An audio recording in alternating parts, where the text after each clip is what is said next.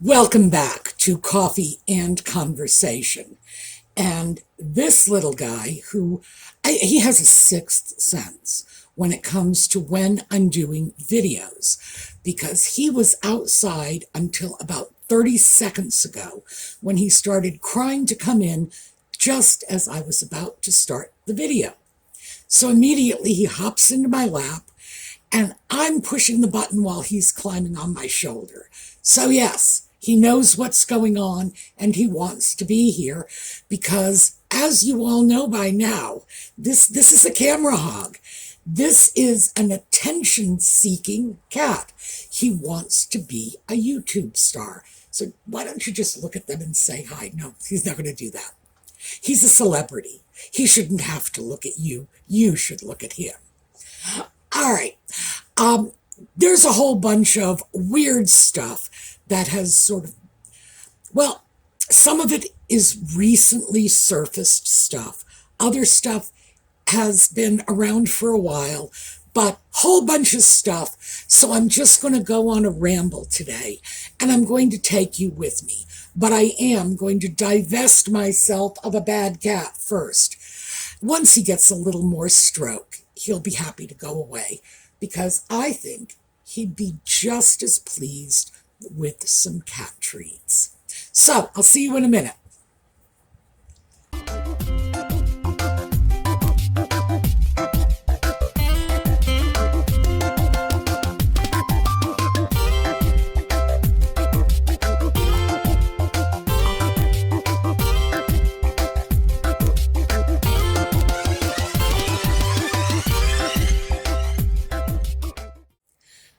Okay, let me start with the scarf. If you will recall, I said I was going to show different ways of tying scarves, but you have just a plain, dull knot today.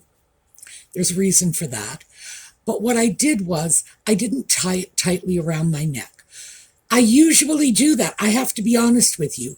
That scarf tied around the neck tightly, well, not so tight that you can't breathe, but tightly around the neck, is a style that was popular in the 1950s. And because of that, it's always going to be my go-to, because whenever I am lost and confused, I retreat to my childhood.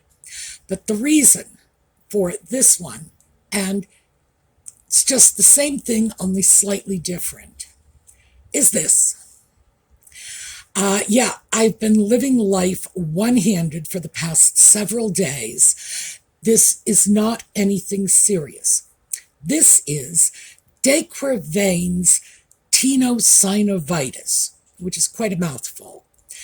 It's more commonly called mommy thumb or mother's thumb, or nowadays it's very likely to be called gamer's thumb. Now, I am not dealing with a new baby. I should backtrack. The reason they call it mommy's thumb or mother's thumb is because it often plagues new mothers who are not only dealing with a baby and using their hands in ways they might not have done so before, lots of repetitive motions, especially holding, feeding, picking up, changing diapers. But when you have a newborn infant, you sort of go out of your way to be so careful with this little creature that, your hands are like so tense because you don't want to do anything wrong. And tension in your hands, repetitive motions, that's what does this. There is a tendon running through the thumb, and it goes through a little sheath. I'm going to do something for you. By the way, you ever want to do this, just tell people, oh, this is how mommy thumb works. Little sheath, tendon, as it goes through, when the tendon is inflamed, it makes it harder for it to go through and more painful. So by the way, anybody ever does that, that's what they are showing you, mommy thumb. So, brace. The brace has something hard in here. I don't know if it's plastic or metal, but it keeps the thumb immobilized, because what I have to do is wait this out. I have to wait for the tendon to to go back to normal.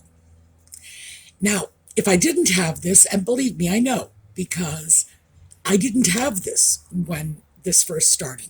I had to go get one of these.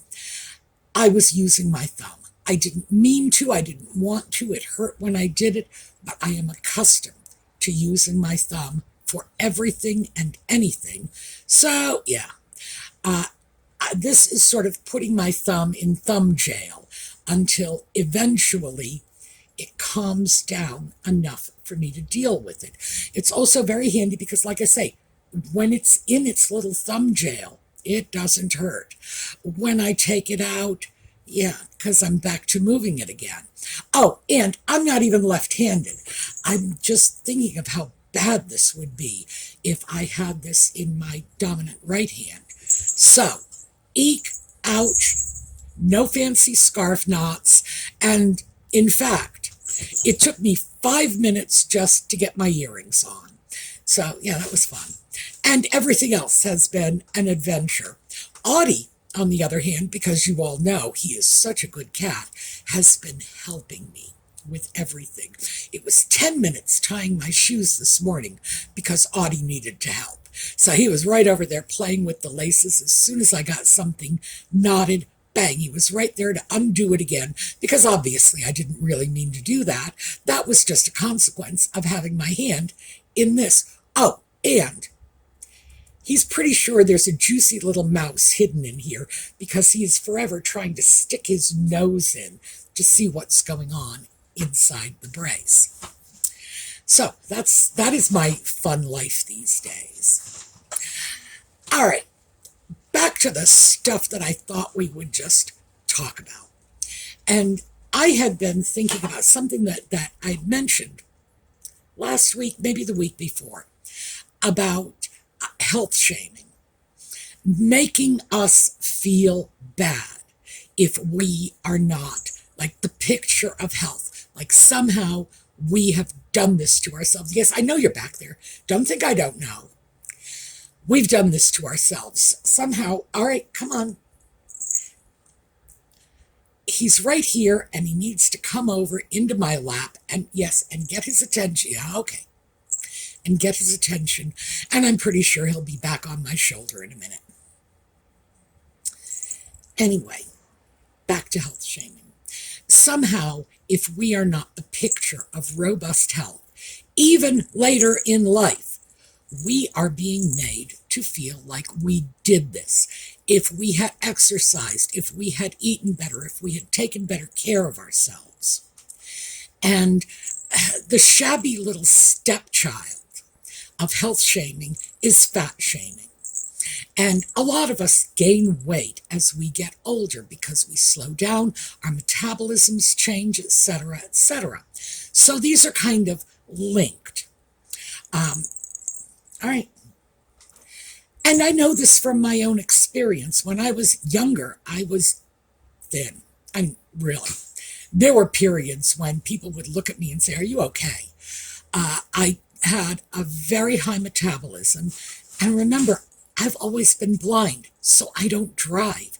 And that means even when I was young, I walked a lot more than most people. Certainly, I've always walked a lot more than most people my age, not Jane. My neighbor Jane is 85 years old, and I swear she's going to live to be 130 because that woman, boy, she could walk all day long. But this wasn't diet. It wasn't lifestyle. It wasn't refusal to exercise. I love walking. It was the simple consequence of getting older. And quite frankly, the pandemic did not help. I put on weight during the pandemic. And part of the reason is because I had one knee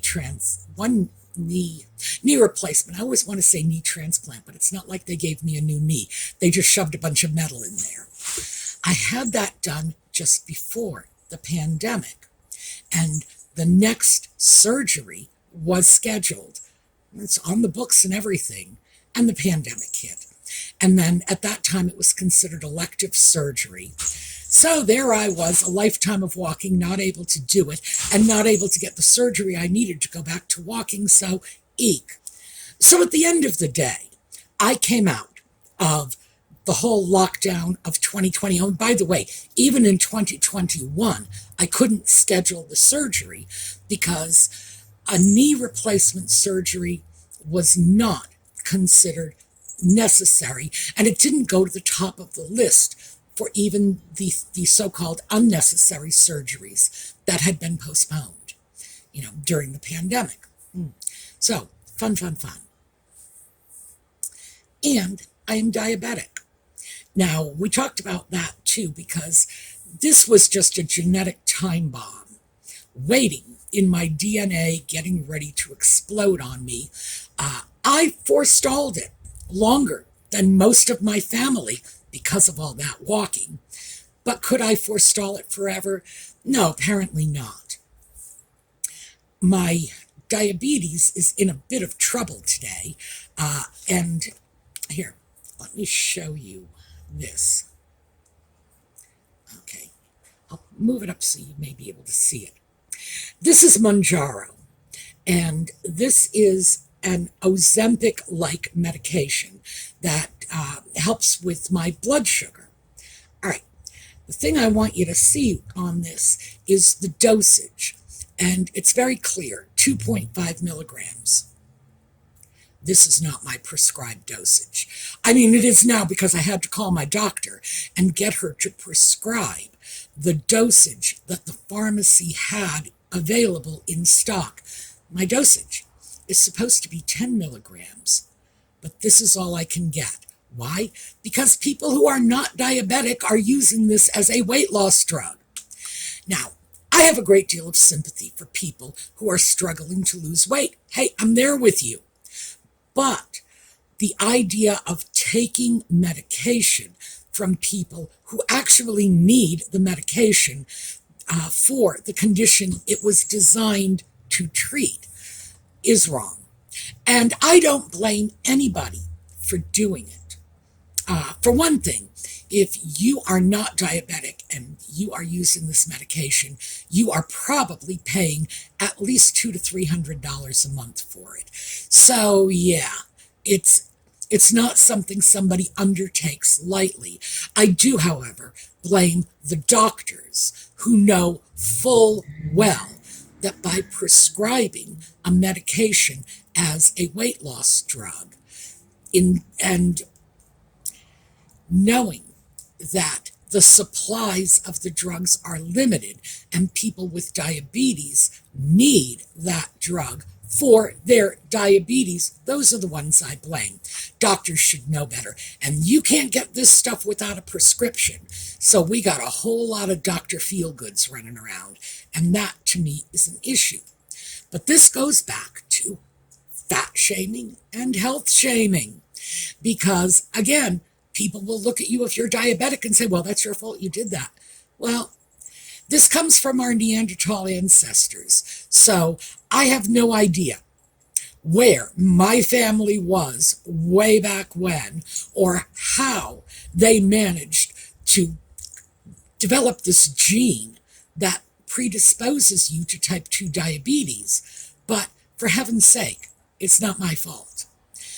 Also, the fat shaming, which again, that's why everybody wants this stuff, so that they can lose weight quickly and easily. And you will lose weight on this, at least I do.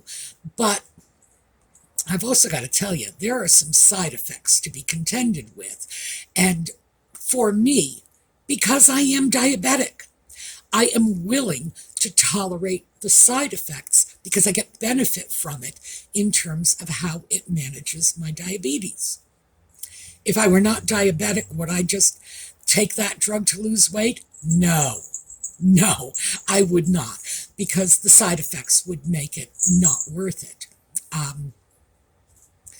So we're not going to go into the side effects at this point, because I don't want to discourage anybody who might actually need the drug from taking it, and not everyone experiences the side effects. But yeah, we got this whole fat shaming, health shaming, and they are getting interconnected. So I wanted to just quickly show you some pictures. Here we go.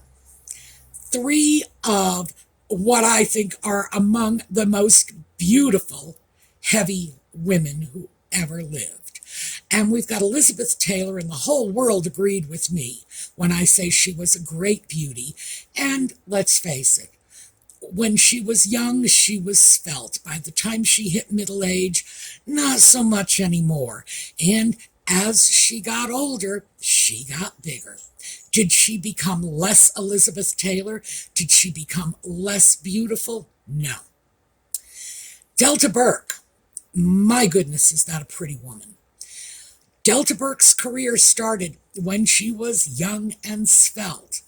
And then she got a little older, she put on weight, and frankly, it killed her career. Unfortunately, because she is a very beautiful woman, she's a talented actress, it's just that she didn't fit into the right package for people. And that, boy, is that a shame. And the last one, some of you may know that this actress. Her name is Ella Smith. I first saw her on a television show called The Nevers, which came out during lockdown when I was watching just about anything because I couldn't go out anywhere. And she played a character, a prostitute who was heavy, and it was a very engaging character and a very engaging performance. So all 3 of these women are larger than life in more ways than one. Now, the funny thing is, 300 years ago, that would not have been the case. Beauty standards change over time. We just happen to be living in an era when skinny is cool.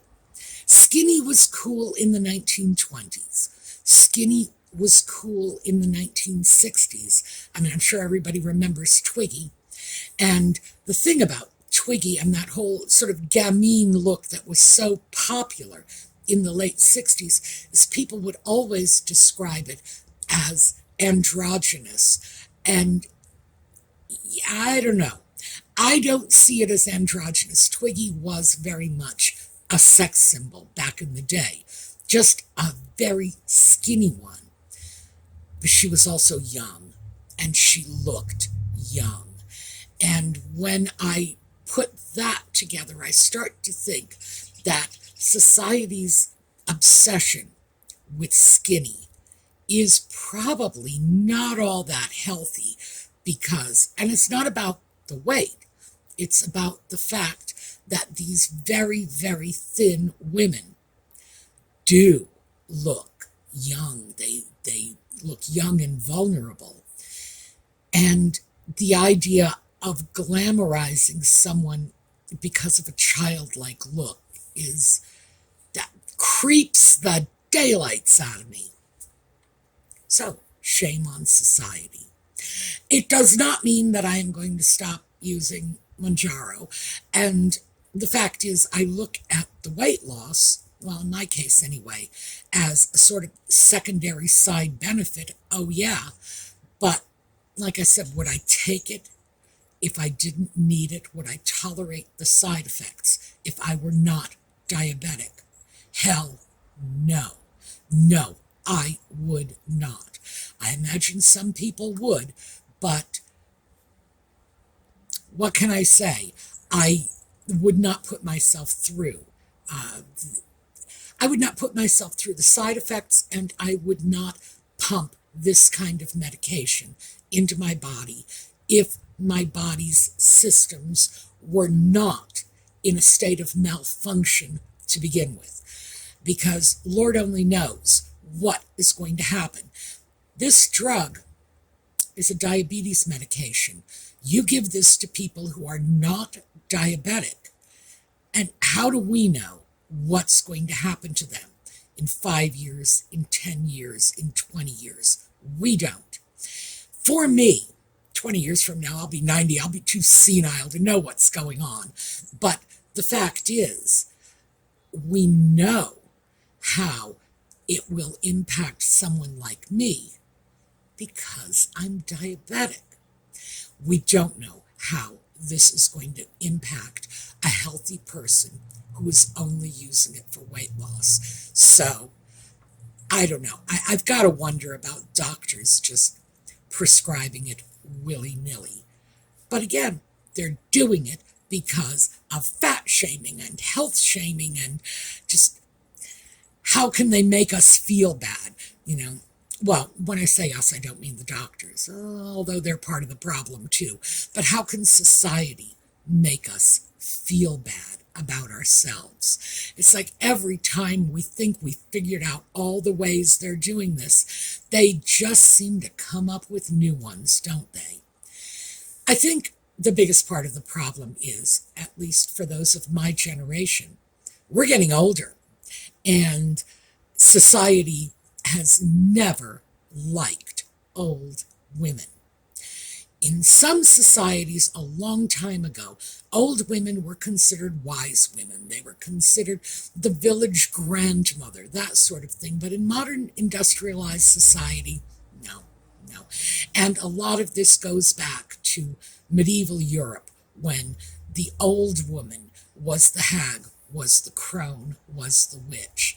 So, by the way, I could run on about this for hours, because this is something that many feminists have written about over the years, and I've read a lot of that work.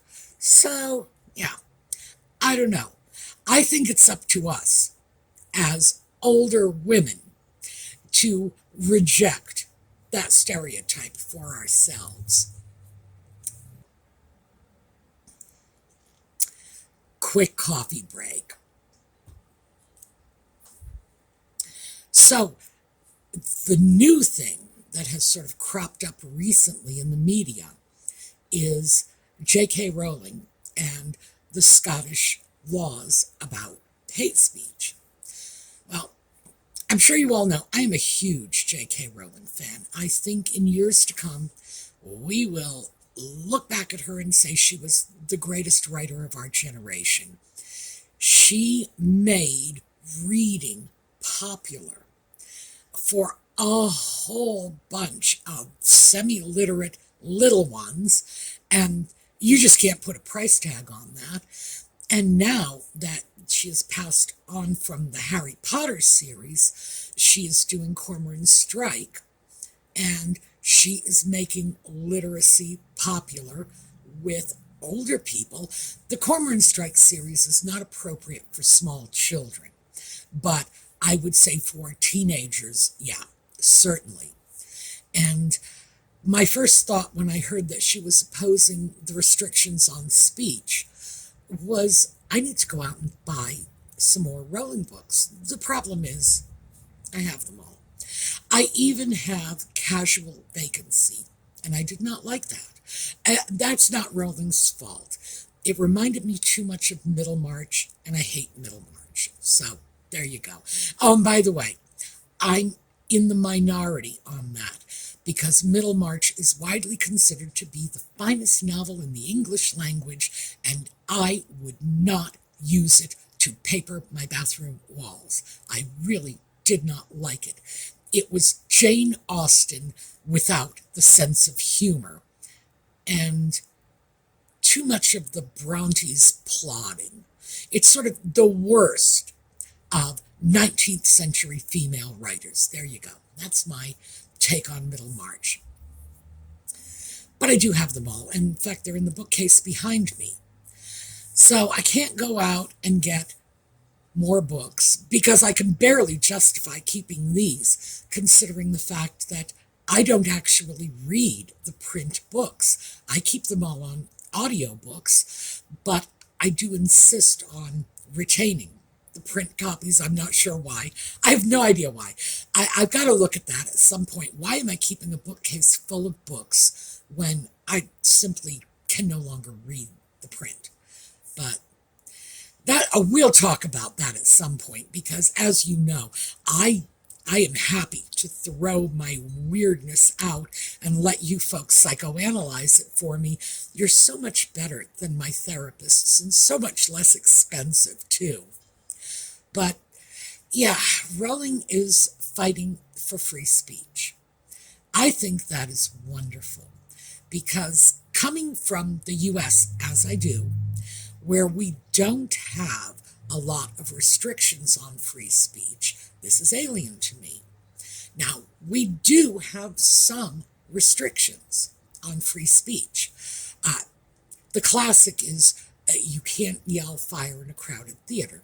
And of course, you can't incite violence. You can't slander someone. You can't commit perjury. It's not as if you can just walk out on the streets and say whatever it is you please. There are limits, but they are sensible, and the limits, well, they prevent egregious abuse. But the idea of going out on the streets and spouting forth an opinion that other people don't like, oh yeah, we're free to do that. And the idea that going out and spouting an opinion that other people don't like in Scotland could potentially end you up in jail or probably fined. I would imagine fining is what they would resort to before they would resort to jailing someone. I gotta wonder. I don't expect this from the UK at all, mostly because we inherited so much of our legal attitudes, our sense of justice, our sense of fair play. We brought that over with us on the Mayflower. So we look at something like that, at least I do, and say, this is weird. This is the kind of law that comes out of a totalitarian government. This is something we would have expected from Mussolini or Stalin. Do we expect this coming out of Scotland? No, we don't. And I do think that someone standing up for this, for our right to have our own dissenting opinions and to be able to share them freely, is a good thing. Now, I also obviously understand that Scotland is not the United States. They don't have the same reverence for free speech that we have, because we have expanded free speech to even include actions. For example, in the Vietnam War era, when people were burning American flags, that was determined to be free speech. So, yeah, we've allowed it to transcend the written word. The reason why is because it's so important to us. And I think it's wonderful that Rowling is doing this. I think it's appalling that people are saying this is somehow anti-transgender, because I don't think Rowling is at all anti-transgender. I know that allegation has been thrown around a lot. People have said, she's anti-transgender. I don't think so. And I pay close attention to what she says and what she writes, which I think is the more important of the two. And I'm not seeing that. I am just seeing a woman saying, I have my opinion, you have yours, you're free to have yours, but you don't get to tell me what my opinion needs to be. And the fact is, that's not unreasonable. We don't have to agree with every notion that comes along. And if she doesn't agree with whatever the politically correct norm is in her environment in Scotland, the idea that someone could threaten her with jailing or with fining her in order to force her to conform to an idea she doesn't believe in. Ooh, that's scary. So, I stand with her. How can I not? I'm American. So, that's sort of my random ramble. I will be doing something to make a concrete statement of support for Rowling, even if it means just going out, buying more of her books, and donating them to local school libraries, which would be not only supporting Rowling, but it would be adding to the literacy of the young school children, and I can pat myself on the back for having done a good thing. But I don't know how I'm going to exactly do this, but yeah, I wish her the best in her struggles, and I know that they're not going to jail her.